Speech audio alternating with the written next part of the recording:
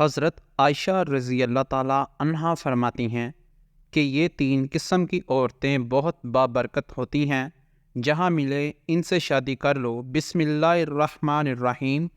حضرت سیدہ عائشہ صدیقہ رضی اللہ تعالیٰ عنہا نے فرمایا، اے اسلام کی شہزادیوں، عورتوں میں تین خوبیاں اللہ تعالیٰ کو بہت ہی زیادہ پسند ہیں۔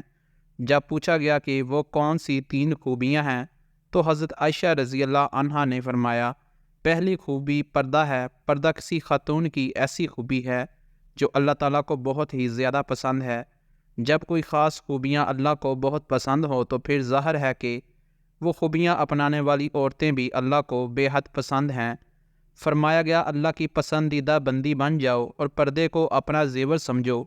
آج کل کی عورتیں کہتی ہیں، جی اصل پردہ تو دل کا ہے، بس انسان کا ذہن پاک صاف ہونا چاہیے، صرف دماغ کا صاف ہونا ضروری ہے۔ تو میں کہتا ہوں کہ ذہن جتنا بھی پاک صاف ہو جائے لیکن سیدہ فاطمۃ الزہرا رضی اللہ عنہا سے زیادہ پاک صاف نہیں ہو سکتا۔ پردے کا حکم سیدہ فاطمہ رضی اللہ عنہا کو بھی دیا گیا تھا۔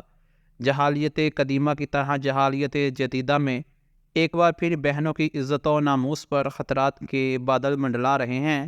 ان کی عصمتوں سے کھلواڑ کرنے کی کوششیں ہو رہی ہیں۔ انہیں برہنہ اور نیم برہنہ کر کے سرے بازار رسوا کیا جا رہا ہے اور ایک منصوبہ بند سازش کے تحت انہیں شمع خانہ کے بجائے چراغ محفل بنایا جا رہا ہے۔ کل تک علماء شراب نوشی، لباس و پوشاک اور رہن سہن کے مغربی ہونے کا شکوہ ہی کرتے رہے کہ اب برقع اور حجاب بھی جدت کی راہ پر چل پڑے ہیں۔ ہمارے ہاں ایک رواج بن چکا ہے کہ اگر خدا نخواستہ کسی گھر میں کوئی فوتگی ہو جائے، کوئی عزیز رشتہ دار یا کوئی قریبی فوت ہو جائے تو اس کی جدائی کا غم ہر چیز پر مسلط ہو جاتا ہے، حتیٰ کہ نماز پر بھی مسلط ہو جاتا ہے، پردے پر بھی مسلط ہو جاتا ہے۔ عورتوں کو اپنے پردے کا خیال نہیں رہتا، باپ بھائی بہن کو نماز کا خیال نہیں رہتا۔ محترم ناظرین، صحابہ اکرام رضوان اللہ علیہ اجمعین کے دور میں جب کوئی فوتگی ہو جاتی تھی، ظاہر ہے کہ خاندان والوں کے لیے یہ ایک بہت ہی غم زدہ صورتحال ہوتی تھی، لیکن پھر بھی یہ غم خواتین کے پردے پر اثر نہیں ڈالتا تھا۔ فوتگی کے دن بھی عورتیں پردے کا خاص خیال رکھا کرتی تھیں۔ ہر چیز پہ غم مسلط ہو جاتا تھا لیکن نماز پر مسلط نہیں ہوتا تھا۔ لوگوں کو پتہ ہوتا تھا کہ ابھی نماز کا وقت ہونے والا ہے، اٹھو اور نماز پڑھو۔ میت اکیلی پڑی رہتی ہے، کوئی پرواہ نہیں، لیکن وہ لوگ ہر حال میں نماز پڑھتے۔ اسلام کی ایک مقدس شہزادی کا واقعہ ہے کہ اس کا ایک ہی بیٹا تھا اور وہ بھی اسلام میں کفر کے معرکے میں شہید ہو گیا۔ اب یہ نیک خاتون آپ صلی اللہ علیہ وآلہ وسلم کے سامنے اس طرح حاضر ہوئی کہ سر سے لے کر پیروں تک پورا وجود پردے میں ڈھکا ہوا تھا۔ صحابہ اکرام رضوان اللہ علیہ اجمعین یہ دیکھ کر حیران رہ گئے کہ اکلوتے جوان بیٹے کی موت کا غم تو بڑوں بڑوں کا کلیجہ چھلنی کر دیتا ہے اور وہ گریہ زاری اور چیخو پکار پر اتر آتے ہیں۔ یہ کیسی خاتون ہے کہ اتنے بڑے صدمے کے باوجود مکمل پردے کی حالت میں اور مکمل ہوش و حواس میں ہے۔ اتنے بڑے صدمے کے باوجود یہ ابھی بھی پردے میں ہے۔ یہ اس دور کی بات ہے جب مشرکین کی عورتیں اپنے جوان بیٹوں کی موت پر نوحہ خوانی کرتی تھی، ماتم کیا کرتی تھی اور بے پردگی کا عالم ہوتا تھا۔ اس نیک خاتون نے جب یہ باتیں سنی کہ یہ کیسی عورت ہے کہ اپنے جوان بیٹے کی موت پر بھی پریشان نہیں اور مکمل پردے میں ہے، تو اس نے کہا، میرے بھائیوں، میرا بیٹا چلا گیا تو کیا ہوا، میرا ایمان تو نہیں گیا۔ سبحان اللہ، یہ تھی اسلام کی مقدس شہزادیاں جن کی گود میں اسلام پلتا تھا۔ محترم ناظرین، حضرت عائشہ صدیقہ رضی اللہ عنہا نے فرمایا، دوسری خوبی جو اللہ کو بہت زیادہ پسند ہے وہ اپنے شوہر سے ٹوٹ کر محبت کرنا۔ اب ایک عورت نکاح کے ذریعے سے اللہ اور رسول اللہ صلی اللہ علیہ وآلہ وسلم کی رضا کے لیے اپنا آپ ایک اجنبی مرد کے حوالے کر دیتی ہے جسے وہ جانتی تک نہیں، اسے پہچانتی نہیں، اس کی طبیعت کا پتہ نہیں، اس کے مزاج کا پتہ نہیں کہ وہ کس طرح کا انسان ہے، پھر بھی نکاح کے ذریعے سے وہ اپنے آپ کو اللہ اور رسول اللہ صلی اللہ علیہ وآلہ وسلم کی رضا کی خاطر ایک اجنبی مرد کے حوالے کر دیتی ہے۔ پھر اس شخص کی اولاد کو 9 ماہ تک اپنے پیٹ میں رکھتی ہے، طرح طرح کی اذیتیں سہتی ہے اور موت کی سی کیفیت سے گزر کر اس کی اولاد کو جنم دیتی ہے۔ موت کی سی اذیت سے آنے کے بعد بچہ پیدا ہوتا ہے۔ پھر جب بچہ پیدا ہو جاتا ہے تو ایک ماں اپنی فکر بالکل ترک کر دیتی ہے، اپنا آپ بھول جاتی ہے اور اس بچے کی تربیت میں مصروف ہو جاتی ہے۔ یہی سوچ اس کے ذہن میں ہوتی ہے کہ جب یہ بچہ بڑا ہو کر اچھی خدمات سر انجام دے گا تو کوئی یہ نہیں کہے گا کہ اس کی ماں نے اس کی تربیت اچھی نہیں کی۔ لیکن پھر ہوتا یوں ہے کہ جب وہ بچہ بڑا ہو کر اچھے کام کرتا ہے اور اچھی خدمات سر انجام دیتا ہے تو سبھی اس کے باپ کی تعریف کرتے ہیں۔ کوئی یہ نہیں کہتا کہ فلاں عورت نے، اس کی ماں نے اس کی اچھی تربیت کی ہے جس کی وجہ سے یہ بڑا انسان بنا ہے۔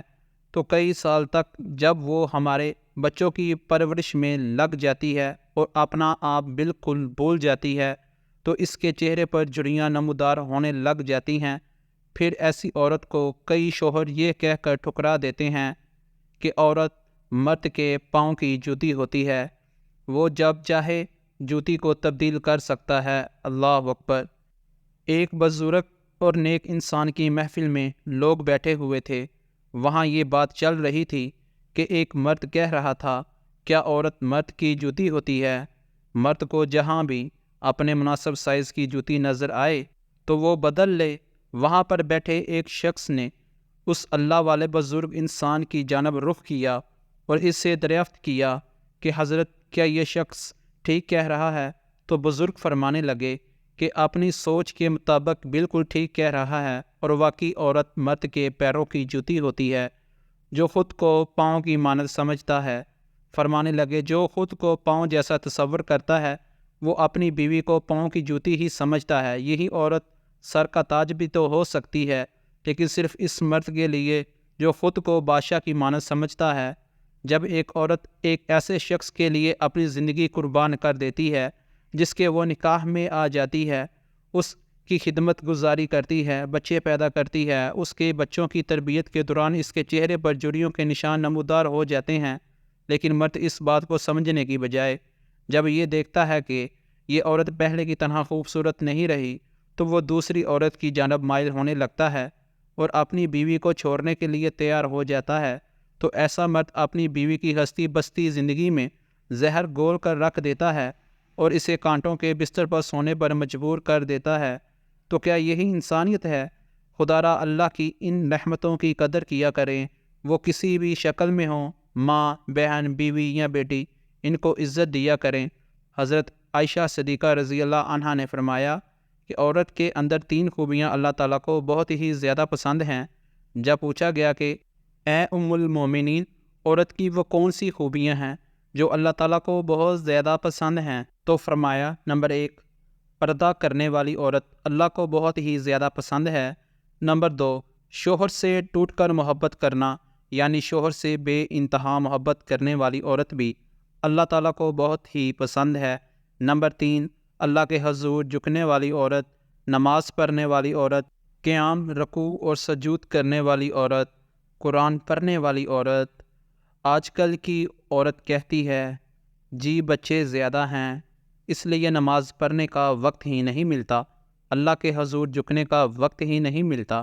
تو اے اسلام کی مقدس شہزادیوں، آئے سیدہ فاطمۃ الزہرا رضی اللہ عنہا کے بابرکت گھرانے کی بات کرتے ہیں۔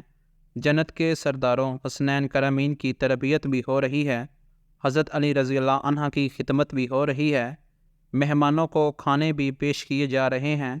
جب رات ہوتی ہے تو سیدہ فاطمۃ الزہرا رضی اللہ عنہا سونے کے لیے بستر بچھانے کی بجائے اللہ کے حضور مصلی بچھا لیتی ہیں، قیام کرتی ہیں، رکوع کرتی ہیں، اور پھر جب سجدے میں جاتی ہیں تو ایک کے بعد دوسرا سجدہ بھی مکمل نہیں ہوا ہوتا تو صبح ہو جاتی ہے۔ تو جس عورت میں یہ 3 نشانیاں پائی جائیں ان سے فوراً نکاح کر لو۔ حضرت عائشہ رضی اللہ عنہا نے فرمایا، 3 عورتیں بہت بابرکت ہوتی ہیں۔ نمبر 1، جس کے پاس رشتہ بھیجنا اور منظور ہونا آسان ہو۔ نمبر 2، جس کا مہر بہت کم اور آسان ہو۔ نمبر 3، جس کی پہلی اولاد بیٹی ہو۔ اللہ پاک سے دعا ہے کہ ہمیں نیکی کی باتوں پر عمل کرنے کی توفیق عطا فرمائے۔ اللہ پاک ہمیں اپنی بیویوں کے حقوق ادا کرنے کی توفیق عطا فرمائے۔ اللہ تعالیٰ میری اور آپ کی بخشش فرمائے اور ہمیں صراط مستقیم پر چلنے کی توفیق عطا فرمائے۔